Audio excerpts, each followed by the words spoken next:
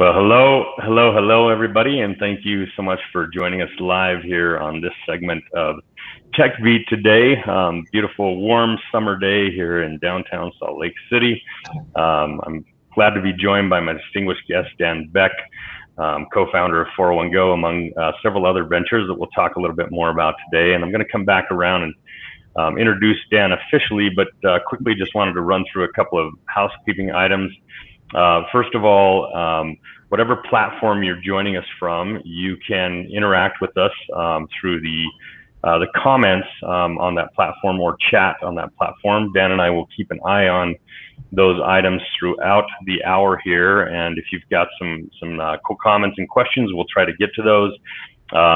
Worst case scenario, we should be able to open up the end of the hour here for 10 or 15 minutes for any entrepreneurial, leadership, branding, marketing, sales related questions, whatever you have, that you want to ask of Dan or myself.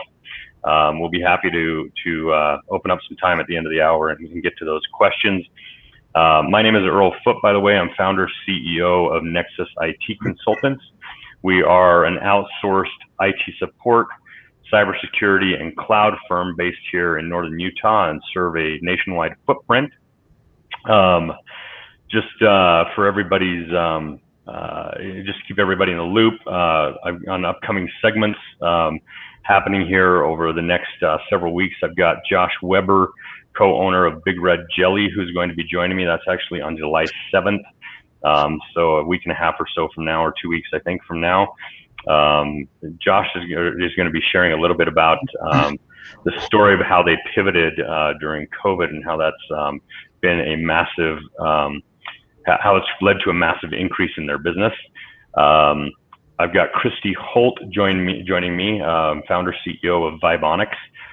Christy's a super dynamic, engaging individual, a very interesting female leader that I really enjoy, collaborating with and having a friendship with.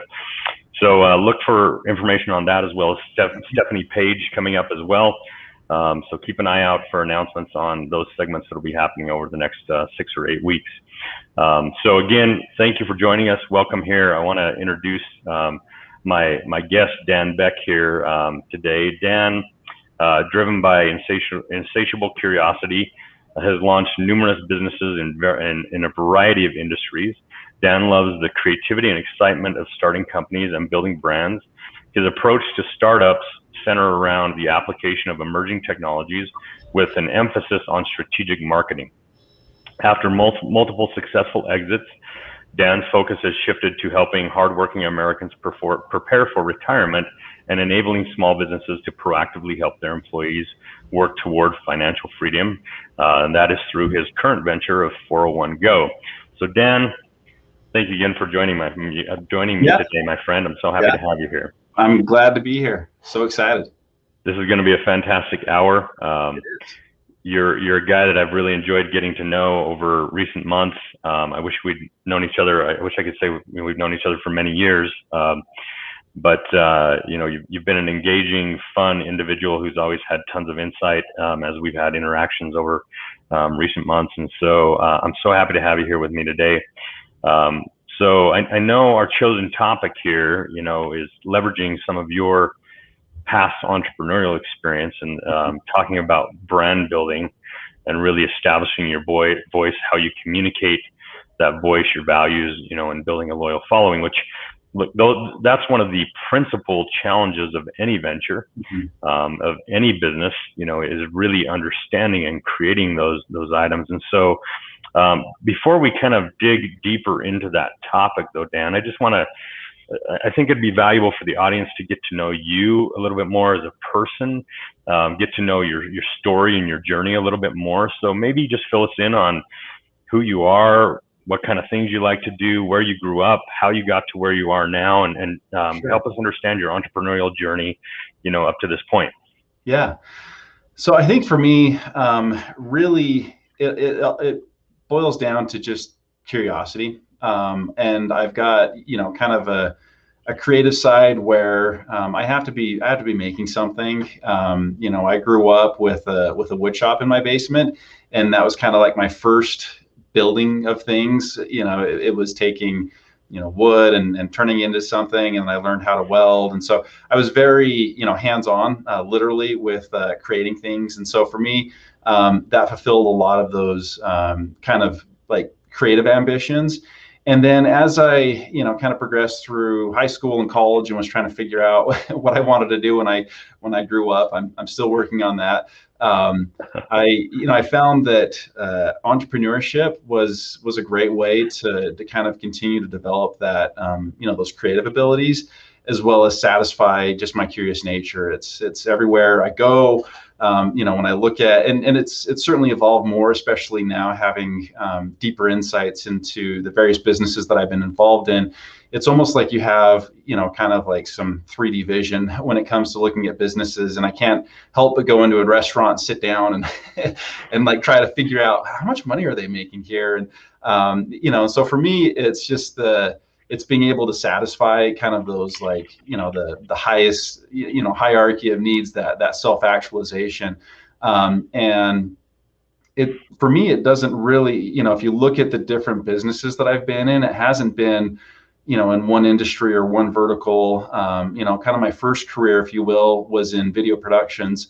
And I think the thing that I loved about that most was, like, in producing TV shows, as a producer, a photographer, or editor, or whatever role it was that I had, for the given project, I got to interact with people of all different disciplines. And so, I got to interview, CEOs at very large and well-known companies. And so it just gave me very broad exposure to just a lot of information, a lot of topics. And so I really enjoyed that.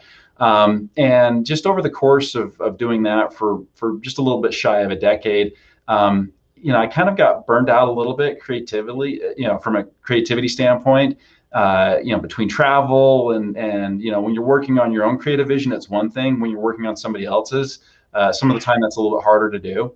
And so I decided that, it was kind of time to set out and have a more active role in building businesses and just trying to express my creativity in other ways. And, and so looking back at it, I've been involved in a food truck, construction company, video productions, logistics, products, outdoor sporting good products.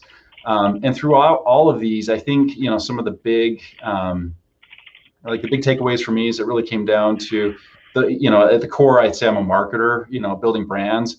And just really, how that evolves. And I feel like a lot of those same principles are true, whether, it's a service-based business like IT consulting or a product-based business like some of the ones that I've been involved in the past. And so, for me, marketing's kind of just at the core of who I am professionally.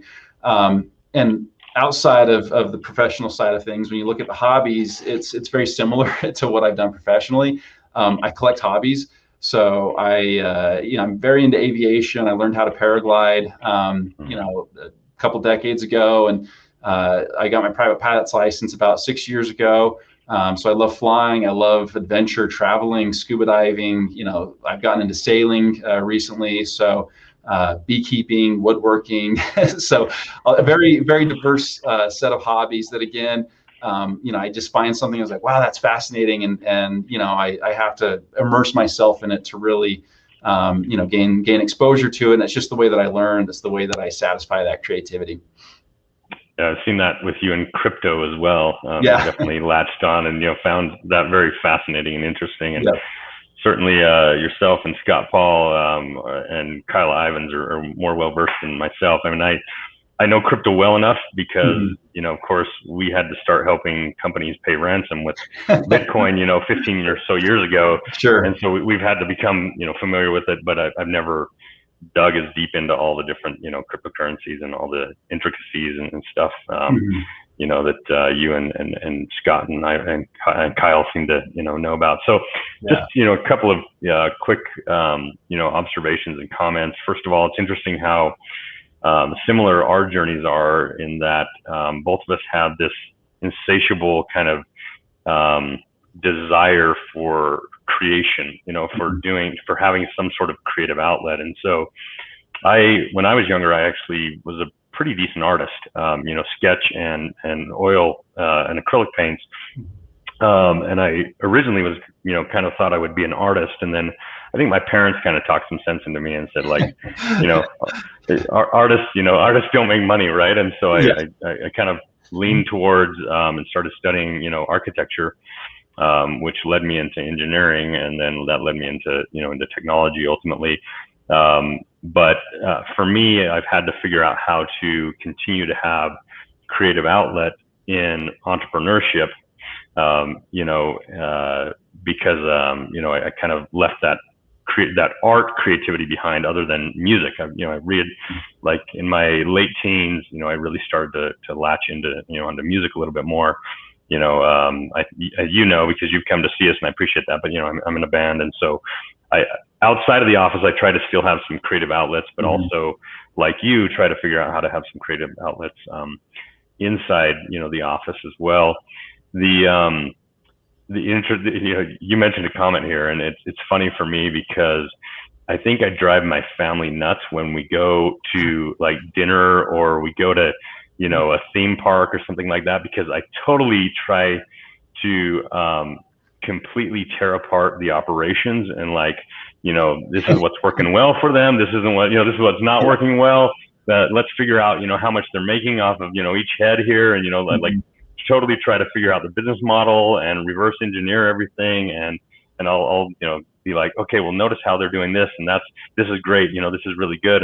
But this, you got to, take a look at this, and this isn't working for them, and stuff like, I think that, they're like, that, just shut up. Like, let's talk business right now. Yeah, I was at a, it's everywhere. Like even my daughter, she did gymnastics for a while, and Jolly's Gymnastics. They're a very big, company outfit here along the Wasatch Front. And I was always amazed because they would do like these, I think it was once or twice a year, these recitals, and they had to rent out a high school auditorium just because of how big their operation is. And I would look at the publication or whatever of this is the many teams, and I kind of counted up and realized, wow, they do this 4 times a week. And so, I'd equate in their head. I turned to my wife, I'm like, how much do we pay? And she's like, what's going on? Because I'm trying to quantify the numbers, and it blew me away, that even a small business is really, they're doing millions of dollars, and it's very impressive to see just how somebody takes something and can scale it. It's exciting. I think it's fun. Yeah. And I guess the reality on the backside of that, though, for those of us that have gone through, one venture or even multiple ventures, is that oftentimes the outside perception of the cost of operations is grossly different than what the reality is, right? Yeah. Being in business is expensive. Like, there's just an infinite amount of never-ending expenses and opportunities to spend money, right? And you have to figure out, where does it make sense to spend that money, and where does it not make sense? Because obviously your objective in business is to keep while providing amazing products and or services and customer service, is to keep your operating costs low so that you can keep your margins, healthy, and reinvest into your business, and obviously make sure that you're compensating your people well and all that. Yeah. It's a delicate balance, man, and it's really kind of interesting. So let's talk a little bit more about, starting to dig into your journey of branding. So tell us a little bit, Dan, about what your first idea was, and how you decided upon brand there and started to bring that to market. Sure.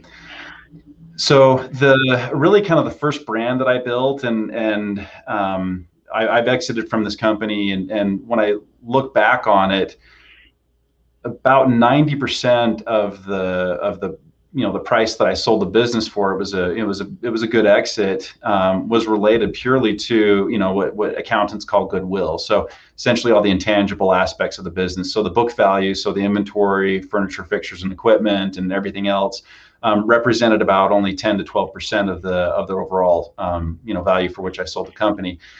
And so to me, like, that's a real testament to the power of a brand. And the reason that, I even had the possibility of selling this to, a larger conglomerate was because they recognized the value of that brand. So the company was TechMat, and it was really just kind of a very random idea, to be honest, like a lot of good businesses are, where, at the time, I was still doing video productions, and just kind of as like a side hustle of, that I always had going on.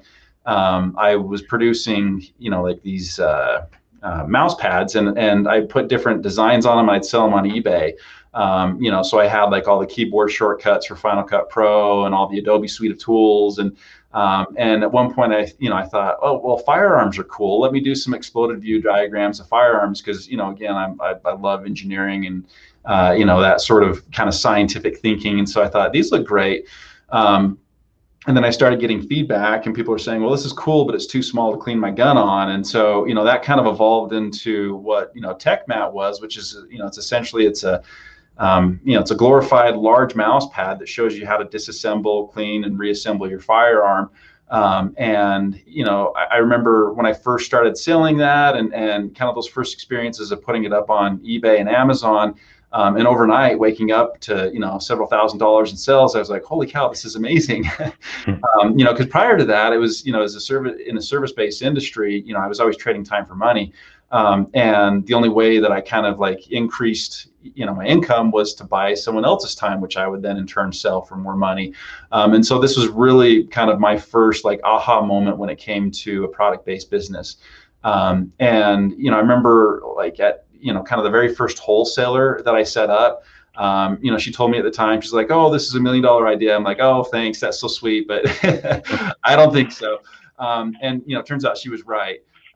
So it turned out to be kind of a fun little venture. And to be honest, it's, I didn't even own a firearm at the time. So it's not like I was, super tuned into this opportunity. It's just that, I saw something that I thought was cool, and, the customers latched onto it, and it kind of grew from there. Since I started that company, later on, about halfway through my time or tenure of owning that brand, I saw some kind of competitors come on the scene and try to mimic and do the same thing.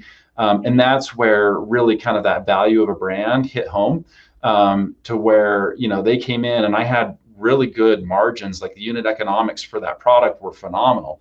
So I certainly enjoyed that. And the thing too is, as new entrants kind of came into the space and competitors came in, part of the reason and thinking when I first got into that was, I'm like, if I build in a lot of margin, it allows me to, cut costs or cut price should I need to, as there's more competition. And because I had such a valuable brand, I didn't have to do that. Because that price signaled the quality, and at the same time I had to make sure that we delivered on that. And so it was more than just, and that's again for like a product-based business, it extends well beyond just the product itself. It's the customer service, it's the messaging that goes along with it, it's everything that represents that company and that brand, and to turn something as simple as a mouse pad into, something that's kind of more of a lifestyle element for somebody that's really into, the Second Amendment or firearms or, hunting, whatever it may be. And that's essentially what we did. So, that was kind of the first brand that I built. And then along the way, just having, again, exposure to that particular, vertical within the outdoor sporting goods industry, kind of the hook and bullet crowd, it just opened up more possibilities. And, so I created a kind of a tactical bag line, 3V gear, that, we also created another brand for water filters, Renova Water and Hydro Blue. I've sold those. For SETI Steel, which is kind of, again, it's one of those things where I was at a trade show and I saw this really cool knife, and I was talking to the guy and he's like, yeah, this is Damascus steel. And I had no clue what Damascus steel was at the time. Yeah. And as I started to look into it, I was like, wow, this is really fascinating, and like, I feel like I'm, a fairly informed consumer, especially within the space. And the fact that I didn't know something, I didn't know this existed, to me said that there's a market opportunity. And so, we kind of got into that, brand as well. And it's been very fun too, to really explore all these businesses that in many ways they're experiments. So with TechMat, distribution was very typical of what you would find with any brand. Like we had, 90% of our sales were through wholesalers. So we had distributors, we had reps around the country and salespeople. We were selling into the big box stores like Cabela's, Bass Pro, and it was just, traditional distribution. We sold a little bit online, direct. And then with 3V Gear, we launched in that same manner. And I didn't like the way, by the time the product got to the customer's hands, I didn't like the overall experience that they encountered. I didn't like a lot of the friction that was being created.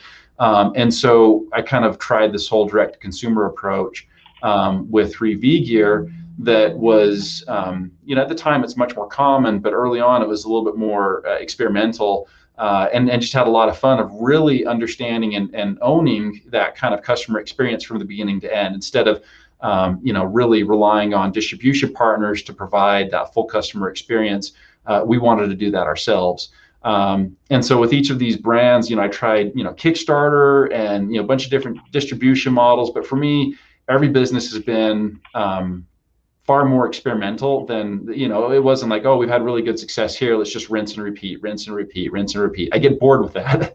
So it was like, okay, let's try something new now. Oh, this Kickstarter thing looks really cool. I want to try to run a Kickstarter. So, we've tried a lot in that space, and it's been a lot of fun, and the things that, kind of what I term as branding, or like those core marketing principles, they've stayed true. The distribution, the tactics, those change, but branding and like those core marketing principles, they've been consistent throughout, everything that I've been involved in. Very fascinating, man. So a couple of things that I think that you continue to mention, maybe, not in specific words, but the concept of, you really have to, in order to begin to build a brand, you really need to understand your client. You need to understand what they want, what they're looking for, what the market is, and what your opportunities are there. Is that a fair interpretation of some of what you've expressed? Yeah. So for me, I feel like it's important to have what I call a feedback loop. And it's one of those things where, even as TechMat grew in size and we became more and more detached from the end customer, I still made every effort to go to trade shows and industry shows to talk to, and events to talk to customers and really find out here are the problems that they have, but also understanding that the customer isn't just the end person that actually owns the product, but everybody that participates in the supply chain as well. And how do they, what are some of the problems that they're running into, and how do I fix that? Because again, as you start to have competitors in your space, if your product's far easier to distribute, or your service is far easier to buy, then you can win on factors beyond just price. And I think for a lot of people, they just think, oh, I can make it cheaper, but that's always a losing proposition. And so for me, like, being able to complete that feedback loop is imperative, because marketing and branding for me isn't just about like selling more or the messaging or the outward appearance, but like with 401 Go. Over the last year, I've really focused. I've had tons of conversation with small businesses, with a lot of our financial advisors who are distribution partners, to really understand, like, what are the challenges that you run into? What are the challenges that the small businesses that need these 401k plans are running into? What are the questions that they're asking? And so as I've completed that feedback loop, it's helped me better enhance my messaging. It's led to product enhancements. And so, again, it's a way that, product branding, marketing, that feedback loop has done a lot more than just enhance sales and marketing. It's gone all the way down to the product level. So we've been able to make product improvements based off of that. And, prior, when I was in a very, kind of consumer product space, we'd have focus groups when we were developing products. We had product development committees that people would join, and we'd solicit feedback that way. And that's always valuable, but I feel like, it's important, even if you're the CEO of a big company, to like go down into the call center and spend some time picking up the phones and finding out what challenges people are having. Because as you start to, grow the organization and layer on, levels of individuals, processes, distribution channels, whatever it is, it kind of creates like some insulation between you and the end customer. And I feel like that's where a lot of brands, kind of lose focus, and they end up being something that they shouldn't be, is because everything starts to be driven more from an accounting perspective or a leadership perspective, or what's, most conducive from kind of an administration standpoint, than it is like, this is what the customers really need. So for me, I love finding these boutique brands, these companies that are probably, $1 to $5 million in annual revenue, that just really connect with their customers, and their message resonates, and they, that the people that are answering the phone, the people that are fulfilling the products, the ones that are making the product decisions, like they live and die by the product or whatever it is that you're into. And so to me, I feel like more and more that is becoming the experience. Those are the products that people want. I want something more than just a guitar I can hang on my wall. I want something more. Like I want an experience. Consumers are looking for an experience, and a story that relates to that product, much more than just being able to check a box and say, hey, I have this item, and that's, that serves its need. Yeah, really, really good advice, wise words, lots of good stuff there. I really like, how you talked about, even if you're a CEO of a large organization, you need to figure out how to not isolate yourself from, the customer feedback loop. And really very interesting how you mentioned that your customer isn't just the end customer, the end user of, whatever product or services that you're providing. It's everybody in that supply chain. If you make it easier, quicker, faster, more profitable, for your distribution partners, whatever those look like, to sell your product and or service versus somebody else's. And I see this happen in our own business all the time of, solution providers who want to come to us and have us add their solutions, products, services, whatever, to our portfolio, right? And the quicker, easier that they make it for us, the more likely it is that we're going to adopt it, and that our clients are going to adopt it, and it's going to begin to translate into some revenue for them and for us, right? Mm-hmm. When it's cumbersome, and there's lots of hoops to go through, and it's hard to get pricing, and it's hard to then, the likelihood of anybody adopting it is just significantly less. So you have to that's really smart to mention. You've got to keep in mind that every, notch there in your supply chain, they are your customer, and you have to figure out how to solve the challenges and make it easier and quicker for them to sell your products and services. Really, really good points, man. We wanted to talk a little bit about the difference between a product and a brand. I realize that sometimes people get these confused. You might look at, Nike, for example, right? And you think that the shoe is the brand, right? But not really. The brand is Nike with the swoosh, but the shoe is the product, right? Yeah. So talk to us a little bit, about those distinctions. So really, I think probably the easiest way to describe that, the difference is it's all the intangibles that are associated with it. So it's the, and I've always, it's been difficult, especially with how political and divided I feel like our environment is right now, that you see businesses getting involved in politics. And a lot of people stay out of politics, but in a way, it's a manifestation of the brand. It's a manifestation of the values and everything that they believe in. And I feel like more and more, as consumers have access to more information, and as we see, influencers being used more for distribution, and, Instagram and all these different influences that we have as a consumer, that we care a lot more about the intangibles than we ever did before. And so, when you're buying a pair of shoes, you need something that you can run in, or something that you can play basketball in, or whatever it is that shoe is designed for. But, there's a dozen manufacturers that have that. And so, and for relatively the same price point. So the really big, determining factors are those brands. And the thing too is, if you're looking at everything, and if your marketing is purely product focused, then every time, even if you have 1,000 products, every time you win a customer, just on product values and product attributes or features alone, you're going to have to win them over and over and over and over again. Whereas if you win them on brand, then they're likely going to stay with you. And so, if you buy a pair of shoes, then the likelihood of you buying other athletic apparel from them, or services, they have an app now that I used during COVID that they actually made free. So the Nike Training Club, and there's a lot of ways that they're adding value beyond just the products themselves. And I think in a service-based business as well, such as yours, there's a lot more intangibles, because at the end of the day, when somebody buys something from from your company, it's not necessarily, sure, it could be a piece of hardware that gets plugged into a rack or something like that, but it's everything else that goes into it. And so I think a lot of companies, they lose touch. And I think that, just walk down the aisle in Walmart, and a lot of the products that you see there have been highly commoditized, where it's just a set of features and who can deliver that for the least amount of money possible.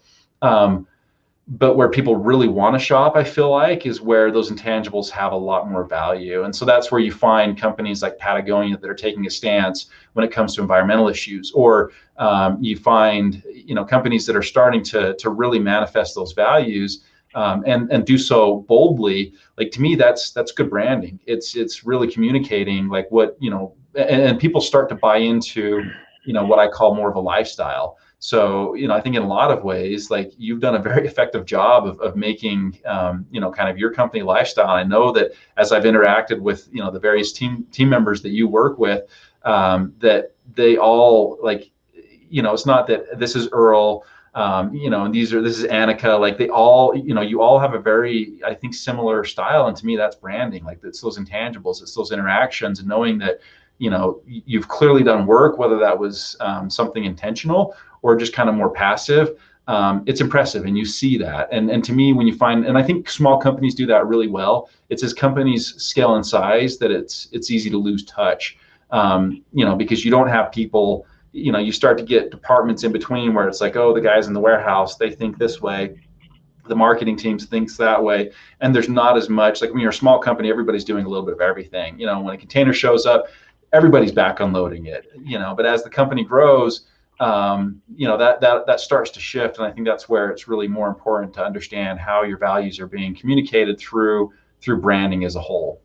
Yeah, really great. So you mentioned, the fact that in today's market, consumers, and even if that consumer is a business, right? If it's business to business services or business to business products, or technology, platforms or whatever, or if it's, consumer products, consumers in today's market, they don't really want to interact with faceless businesses without a story.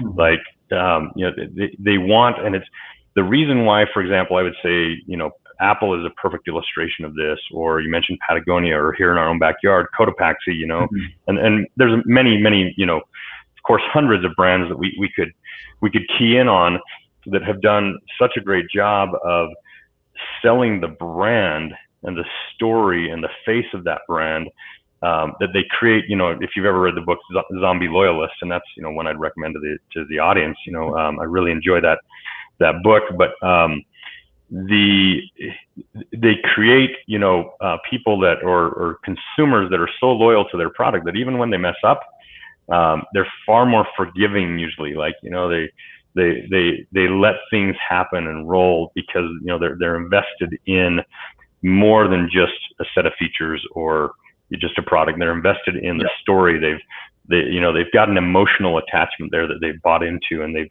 spent money because of that emotional attachment. Mm-hmm. I will say that, and maybe this is inaccurate and unfair, but from my observation, and granted that observation is that I've had little to do with product-based businesses. Mm-hmm. I do think that it's harder in a service-based business to kind of establish a really compelling story and brand that motivates people to engage with it. I think in consumer products that maybe is a little bit easier to really focus in on people's passions, mm-hmm. and things that they really are emotional and care about. Mm-hmm. But just for me, for example, for the first decade or so of being in this business, Nexus IT, now a 22-year-old business, for the first decade or so, I'm an introvert. Like, mm-hmm. This is not my natural element. Being on screen with you, here live on the internet, this is not my natural element. For the first decade, I was happy to be behind the scenes, be the quiet guy who, was kind of pulling the triggers and the strings and making things happen, but not really give a face to the business. And I began to understand how severely that was hampering the business, and how the shift has happened in the market to where people don't want to do business with faceless businesses. And so we've made a significant concerted effort over the past decade or so to really establish our brand and give the business a face, not just not just a logo, but actual individuals who are part of that story, right, and that people can engage with. And certainly it's paid in dividends, without any question whatsoever for us. It's not easy, and particularly when, again, this kind of stuff isn't my natural element, and most of our team, it's not. Most technical people are fairly introverted. Engineers are generally fairly introverted, so it's not our natural element, but it's definitely paid off to stretch ourselves, and really try to give a compelling story and faces to our brand. Good, great information, Dan. This has been great. I've got tons of notes. And that to me brings up kind of a good question as well. And I find that, and you've mentioned, like, there's certainly, you have a personal brand, and of who you are, and then I feel like I've known you longer maybe than you've known me, because I followed you on LinkedIn, and you do a very good job of kind of commenting and just having a public appearance, which has been consistent. Knowing you in person, knowing you through social media channels and everything else, it is very consistent. So it's true, it's authentic. But at the same time, I know for a lot of businesses, like with TechMat, for example, if Dan Beck was the TechMat brand, I feel like it would have been harder to sell. And so I guess, maybe for a service-based business, that's always going to be a challenge, because they're relying on you and your trust and your leadership. But there's always kind of that fine line of how much of this is a personal brand versus, like, does Nexus IT have its own, is it its own entity, or is it just an extension of you? Because that certainly has a big impact on, really kind of like what the possible exit strategy is for the business or the long-term vision. So I'd be curious if that's something that you've thought about much, or how you've had to, kind of address that. 100%. And that's been a really interesting challenge and journey to figure out the right balance, because you're absolutely right. And in fact, if the business brand is your personal brand, you're going to run into massive problems scaling the business.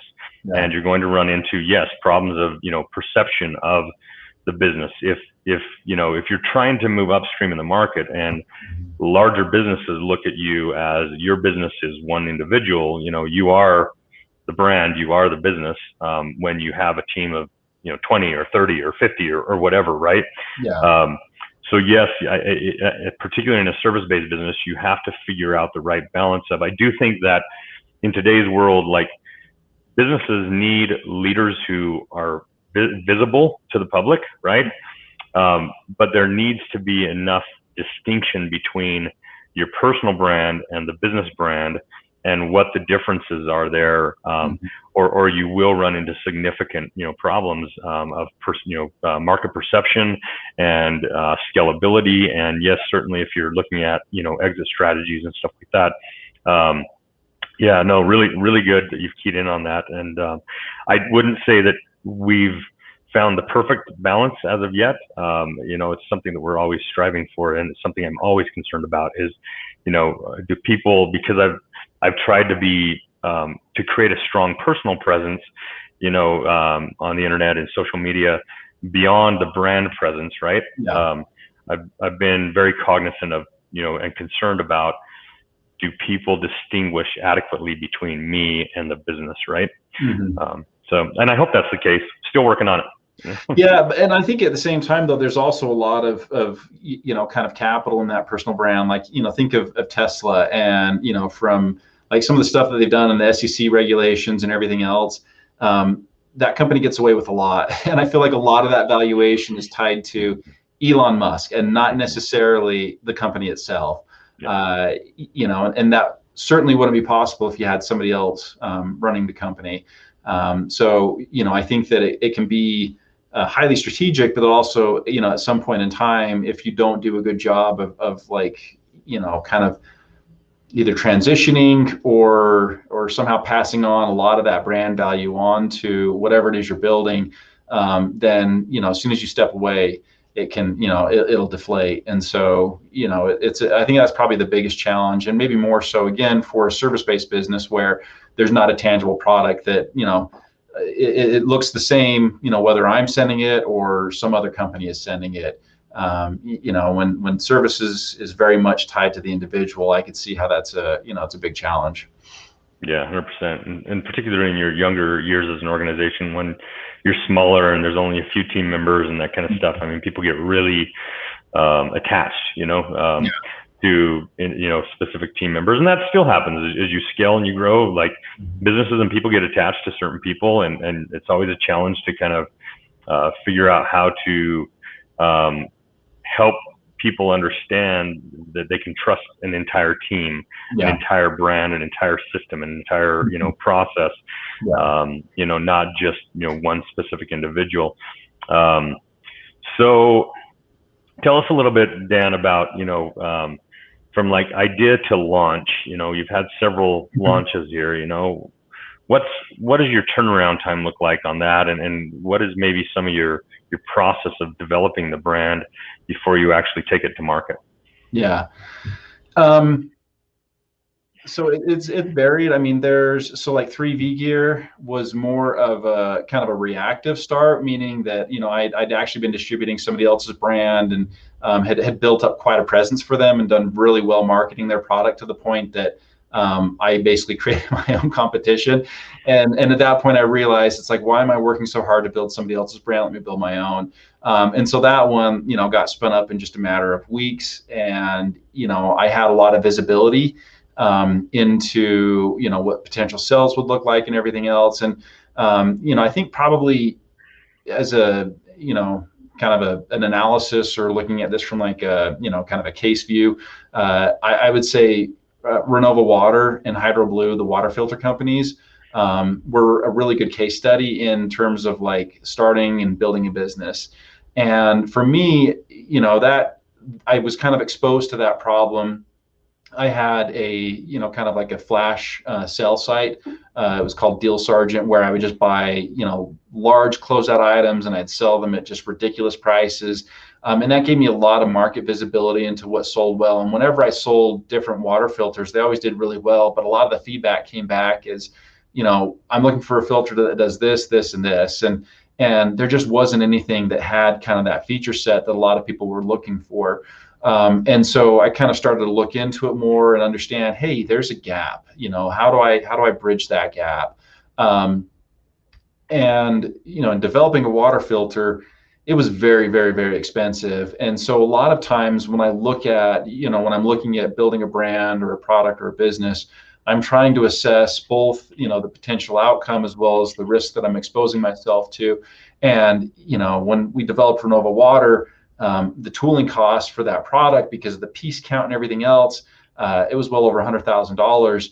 And then on top of that, all the product development that went into it, the testing and identifying and sourcing filter mediums and developing proprietary technology, it was very expensive, probably $250,000. I wanted to have exposure to that market and see, more, again, I guess, complete that feedback loop before I made that level of commitment. And so I found something else that got me 70% of what I wanted. So I found some other, filter that was largely in line with kind of my overall vision. It was something being made, overseas. I basically branded it as my own, made some, kind of changes to it so it could be my own unique product, and sold that for about 1.5 years to really realize, okay, there is a market opportunity here. And that led me to take that $250,000 commitment to develop the tools and really go full cycle in terms of product development. And not every business has to be that way. A lot of times you can go on AliExpress and find something that fits a very particular niche that is an opportunity that some large brand is missing out on, and really leverage that. Use that as leverage to enter a market that might be kind of difficult to penetrate. To where you find just one product and you sell that, you develop it, and just one thing leads to another.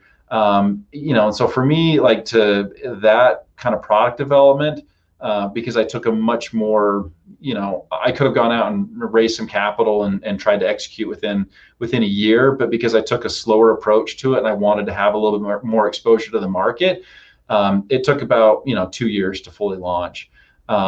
And I think for a lot of people, that's a much easier, like if you've got kind of, and I always love talking to like friends and neighbors, like I've got this product idea I've always wanted to develop. And like my number one thing is just do it, figure out a way to do it. Even if you find something that's a big compromise from what that product should be, buy that and sell it, just so you can start to get that feedback loop, so you can start to get exposure to market and also see if entrepreneurship is something for you. And so I'm always about trying to find the path of least resistance into a market.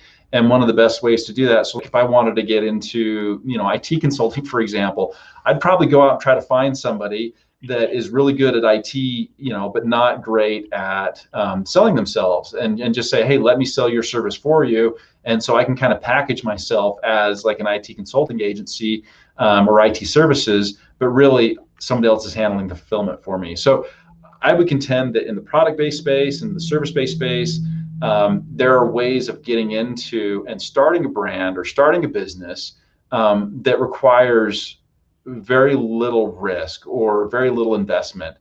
Even buying, kitting, I think is another great thing. It's like if you're really into, let's say, kiteboarding or whatever, going out and building, not just the obvious products, the core products, but the lifestyle products, what I call the before and after of that kiteboarding experience, and selling those to the kiteboarding crowd.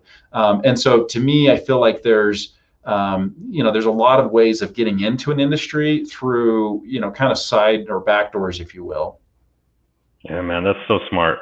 That's so smart. So many entrepreneurs, and particularly probably newer entrepreneurs, think, like you, they look at, okay, I want to develop this water filter, and it's going to cost me $250,000. So I'm going to have to go figure out how to raise that capital. Is that friends and family? Do I get an angel investor? Can I get, somebody who believes enough, to give me $250,000 to do my R&D, to develop the product, and so often, something that's close enough exists. Granted, there's some pains, with when you're outsourcing some of, either your products or services. There's some pains to that, and that's a reality. But that's a reality of starting businesses as well. You got to start somewhere, and sometimes you got to start with the path of least resistance. What's going to be quickest, easiest to address a challenge, a problem in the market, and then develop the products and services as you continue to create revenue and profits, right? Really, really, really wise words there. Well, and I'd say even to go a step further, I think a lot of the time, there's times that I've developed products, and when I look at, I always try to take a very market-based approach to developing a product or a service or a solution. And I look at what is reasonable for the market to bear. What does the market want to bear? Like, what's the ideal price point? And then I try to back into that. And so some of the time I might be selling something.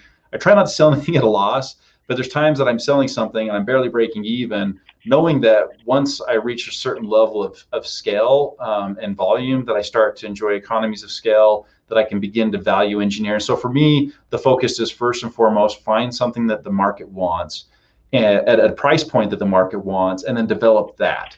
And over time, where you can focus on building some efficiencies and really building a better business is in reducing the cost to deliver whatever it is that you're delivering to the market.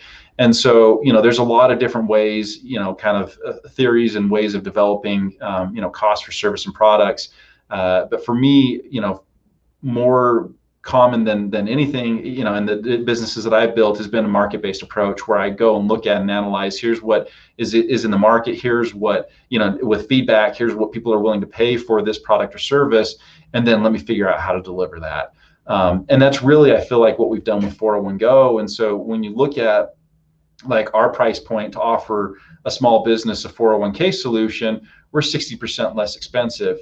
Now, the typical industry approach is, hey, they're all willing to pay X, let's make our product X minus 10% or X minus 20%. And instead, we just said, let's go in and figure out what businesses can afford, what's reasonable, and look at this from a market-based perspective. And that's what we did. in order to determine our pricing is, and what we've had to do, we've had to do fundraising, so we're venture backed in order to to build the solution. So that's not always feasible because we need to have a certain size to reach critical mass that it becomes profitable. But I think a lot of the time, if you start first with the market and fulfilling a pain point and worry less about how much you're going to make, that you'll win. It's more of a long-term play. Whereas oftentimes people are like, well, I'm not going to make enough money, I don't want to do that. And I always, my thought is that can come later.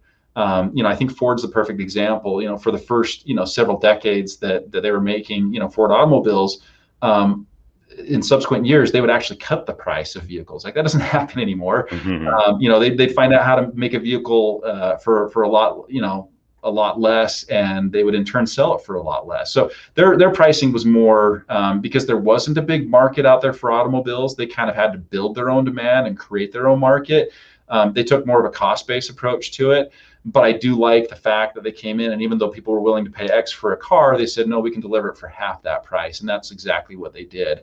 And because of it, they created their own market. They built market and demand that previously wasn't there.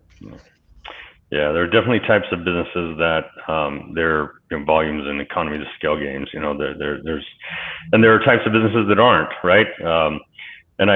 Regardless of the type, I would also caution people to always think about, you have to think about profitability. You have to think about, healthy margins. If that's not a problem you solve earlier on in your venture, it's probably a problem that's going to haunt you throughout your venture. Like no amount of capital or money in the world can, can completely solve a profitability problem. If you're selling your products or services cheaper than you can supply them for, you've got a problem and you have to figure it out.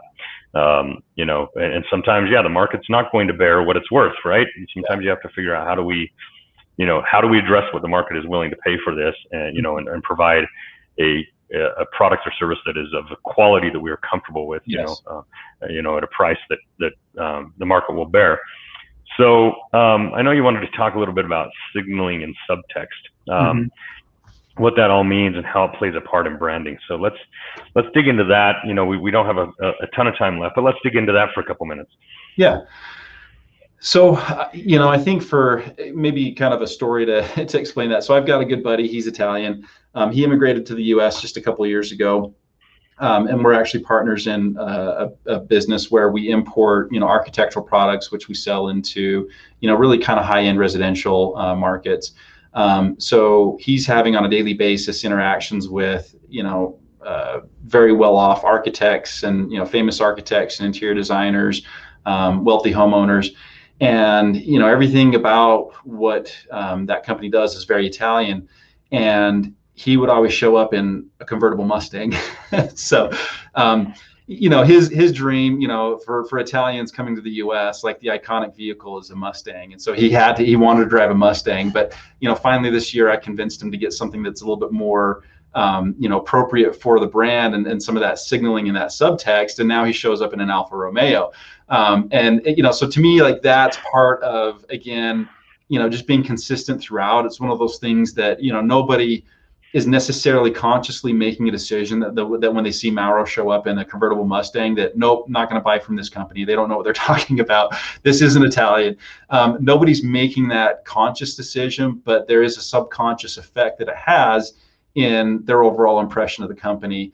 And really what it comes down to, it's the sum total of those, subconscious, the signaling, the subtext that really makes up the brand. And so it's the way that you dress. It's it's your appearance. It's the way that you answer the phone. It's your business card. It's everything. And I think too many people, they say, oh, we're in the paper business, and that's all they think about, or we're in, this type of business, and they don't think about all the other aspects that really signal what your brand and what your values are. And so I think the subtext, there's a lot of studies that go into that. So it's like, the Prius was one of the very, the first very successful hybrid automobiles. And at the same time, Honda came out with some competitors, but they look like normal cars. And so, those effectively didn't do a good job of signaling to other consumers kind of this conspicuous consumption, concept that, me driving a Prius, probably has more to do with signaling to my neighbors and my coworkers that I care about the environment than, to the extent that I really care about the look of that vehicle. And so that's got to be built into, the products and everything that is you're doing. And so, in a way, it's, like in your business, it's a way of saying, well, we really care about, our people and our security and everything. That's why we have Nexus IT. And so there's ways of extending the brand value beyond just what it is you're doing. And I think a lot of that comes down to that signaling and that subtext. Yeah. Really, it incorporates as well, with the language you use, the verbiage, and I'm not a huge proponent of scripting, like, overly.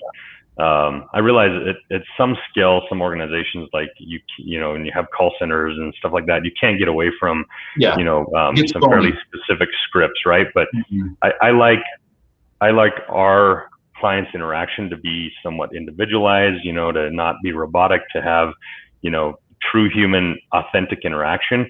But at the same time, you have, you incorporate ideals and philosophies and values and verbiage and language, that kind of is cohesive across the entire client experience, from the moment that they reach out and ask about, a product or service, engage in a sales conversation, to the fulfillment of that and onboarding and whatever that entire customer journey is, right? If that whole experience is cohesive, it all just lends and contributes to the brand, right? And particularly if obviously it supports the brand and what you're trying to deliver.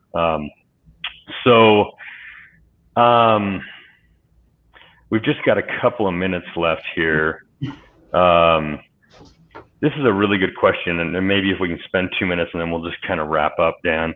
But do branding practices change when you're selling products and services, and if so, how? I think the tactics do, the principles don't. So when you're, for a product, for Frissetti Steel, that's kind of another interesting story where when we first started selling that product, I was focused more on just making it as available as possible. So we'd sell, a knife for about, $50 to $60. And when it would show up, it was wrapped in, plastic, in a cardboard box and everything. But, what we were essentially selling was Damascus steel is a process, of steel making that's 3,000 years old. And it shows up in like these modern packaging materials. So we said, no, we've got to reinvent the way that we deliver this product. So now if you were to buy one, it shows up in a nice wood box with wood shavings in there, and basically materials that would have been available 3,000 years ago. And we tried to recreate that kind of heritage experience. And so from a product-based standpoint, like that's really easy to scale, in terms of delivery and everything else. But from a service-based standpoint, and you bring up a good point, it's how do you make sure that values are being communicated and that brand is being communicated, and it's through conversations on the phone, it's through emails and everything else, without it coming across as fake or scripted.